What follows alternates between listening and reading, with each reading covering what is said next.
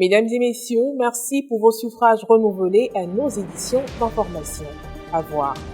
La messe de clôture de la 3e Assemblée générale ordinaire du Conseil national du laïcat de Côte d'Ivoire a eu lieu le dimanche 21 mai dernier à la paroisse Notre-Dame de l'Incarnation de la Riviera Palmeraie. Elle a été présidée par son Excellence, Monseigneur Boniface Ziri, évêque du diocèse d'Abangourou et président de la commission épiscopale chargée de la pastorale des laïcs, des familles et des pèlerinages. Et puis le lundi 22 mai dernier, son Excellence Monseigneur Honoré Begré Dakba, nouvel évêque nommé du diocèse de Katiola, a célébré sa messe de prise de contact avec ses diocésains. Elle s'est déroulée en la cathédrale Sainte-Jeanne d'Arc de Katiola, en présence du révérend Monseigneur Félix Koulibaly, administrateur diocésain et curé de la cathédrale.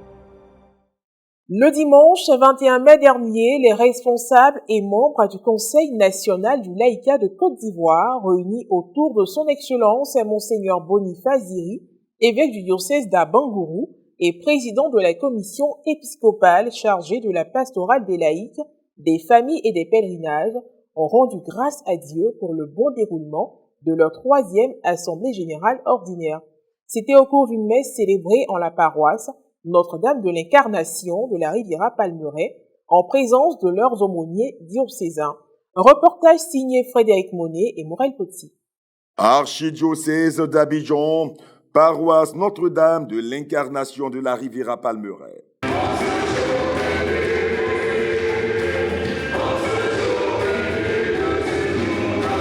Le dimanche 21 mai dernier, 7e dimanche de Pâques, les membres du Conseil national du laïcat de Côte d'Ivoire ont rendu grâce à Dieu au cours d'une messe marquant la fin de leur 3e Assemblée générale ordinaire. La célébration eucharistique a été présidée par l'évêque du diocèse d'Abangourou, son Excellence Monseigneur Boniface Ziri, par ailleurs président de la commission épiscopale chargée de la pastorale des laïcs, des familles et des pèlerinages. Était présent le père François Kobé-Nankanga, secrétaire exécutif national des œuvres catholiques Sénoc, le président de l'Union fraternelle du clergé ivoirien UFRACI, père Louis Benatebi, et le délégué de l'UFRACI de l'archidiocèse d'Abidjan, père François Jean Nando, sans oublier les aumôniers diocésains du Conseil national du laïcat. Pendant sa prédication, Monseigneur Boniface Ziri a exhorté les membres du CNLCI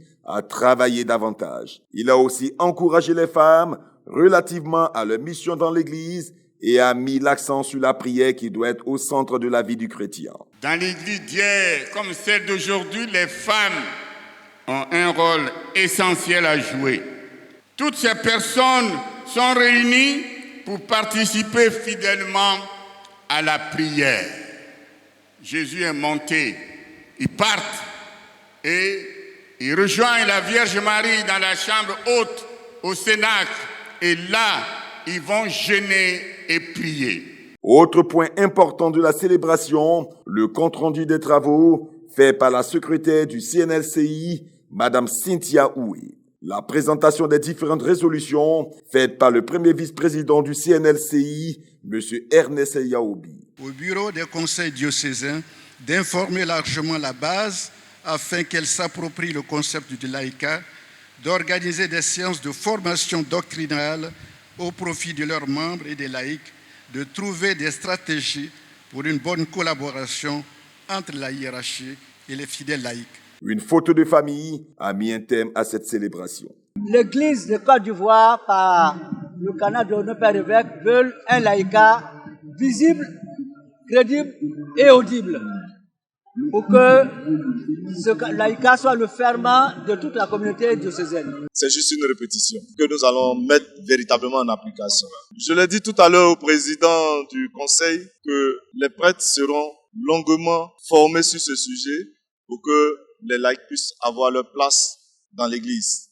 Tout autre sujet à présent dans le cadre de la 2e édition de la journée culturelle du séminaire universitaire Saint-Paul VI de Cocody, célébrée le jeudi 18 mai dernier. Une conférence a été donnée par des séminaristes sur le thème « Le danger de la sécularisation dans l'Église, Comment être dans le monde sans être du monde.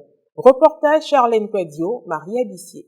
Ayant choisi de célébrer leur journée culturelle le jour de l'Ascension, les responsables et les étudiants du séminaire universitaire Saint-Paul VI, situé à Cocody-Mermoz, ont convié plusieurs personnes à se joindre à eux pour partager ce beau moment le jeudi 18 mai dernier. Dans le déroulement du programme, en plus de la célébration eucharistique, il y a eu une conférence portant sur le thème « Le danger de la sécularisation dans l'Église, comment être dans le monde sans être du monde ». Elle a été animée par des séminaristes de la maison, les abbés Épiphane Etienne et Jean-François Mambo, tous deux en 2e année de théologie, et Serge Patrick Lokosoué en 3e année de philosophie. La sécularisation fait allusion au phénomène historique par lequel, depuis la seconde moitié du XVIIIe siècle, une séparation s'instaure progressivement entre le domaine religieux et le domaine public, avec l'abandon par les églises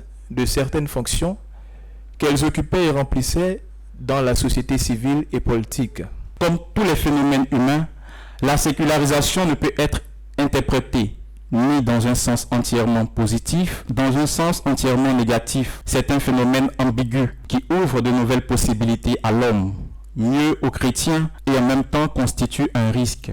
Saint Paul, dans sa première lettre aux Corinthiens, au verset 23, disait « Tout m'est permis », mais il ajoute par la suite « Tout ne m'est pas nécessaire ». Au milieu de ce fratras de notre société actuelle, reconnaître ce qui ne m'est pas nécessaire demande un continuel attachement à la parole de Dieu. Rappelons que cet événement, qui était à sa 2e édition, a permis aux séminaristes de se faire connaître à leurs convives sous d'autres facettes. On aura compris au sortir de cette journée culturelle que tout chrétien que nous sommes, l'avenir du monde dépend de nous. La qualité de vie des chrétiens sera la qualité de vie du monde. Et c'est le souhait que je formule à tous les chrétiens catholiques en ce jour de l'Ascension, qu'ils comprennent qu'ils ont quelque chose à dire au monde, à quelque chose à faire dans le monde. Et puis pour terminer, suite à sa nomination le samedi 13 mai dernier en tant que nouvel évêque de Katiola, son Excellence Monseigneur Honoré Begré Dakpa a fait sa première prise de contact avec les fidèles du diocèse et a saisi l'occasion pour célébrer une messe en leur présence le lundi 22 mai dernier. On fait le point à travers le reportage de Serge Alain Thiémon, correspondant local RNC, commentaire Alex Vacobasso. Cathédrale pleine, chants, fidèles vêtus du paille national catholique. Il y a certainement une célébration spéciale. L'évêque nommé du diocèse de Katiola, son Excellence Monseigneur Honoré Begré Dakpa, a effectué une visite dans sa nouvelle circonscription de mission, laquelle s'est voulu une prise de contact avec ses diocésains. À cette occasion, le lundi 22 mai dernier, il a célébré une messe au sein de la cathédrale Sainte-Jeanne d'Arc de Katiola. Il est entouré des membres du presbytérium local, parmi lesquels le révérend Monseigneur Félix Koulibaly, administrateur diocésain et curé de la cathédrale. Nous avons eu la joie, la très grande joie, le 13 mai dernier, d'apprendre la nomination de son Excellence, Monseigneur Honoré Begré Dakpa, comme évêque de Katiola. Mais nous ne connaissions pas tous. Il a bien voulu venir jusqu'ici, à Katiola, dans ce diocèse dont il est le pasteur propre désormais, pour prendre contact avec ses diocésains et diocésaines. Après que la nouvelle du jour a été donnée, la messe s'est poursuivie normalement. Prononçant l'homélie, l'administrateur diocésain a invité son auditoire à promouvoir la communion fraternelle dans les relations avec les autres, surtout qu'elle est une recommandation du droit canonique en vigueur. Il a aussi rappelé aux fidèles l'invitation du Christ à aimer leurs ennemis. Ce qui n'a rien de sentimental, mais plutôt a le sens de vaincre ou de se surpasser. Au terme de la célébration, son Excellence, Monseigneur Honoré Begré Dakpa, évêque nommé du diocèse de Katiola, a bien voulu s'exprimer. Quand Dieu jette un regard de miséricorde, de fidélité, de pitié sur ses serviteurs, sur ma modeste personne, je dois avant tout, et c'est ce que je fais depuis que j'ai eu cette nouvelle-là, de rendre grâce à Dieu pour sa miséricorde et sa bonté. Parce que je ne suis pas digne. Peut-être qu'il y a des gens qui sont plus utiles que moi, mais il a voulu que ce soit moi. Il sait pourquoi. Et je lui rends grâce à lui. Point final à cette édition d'information. Merci de l'avoir suivi. Que Dieu veille sur nous. À très bientôt.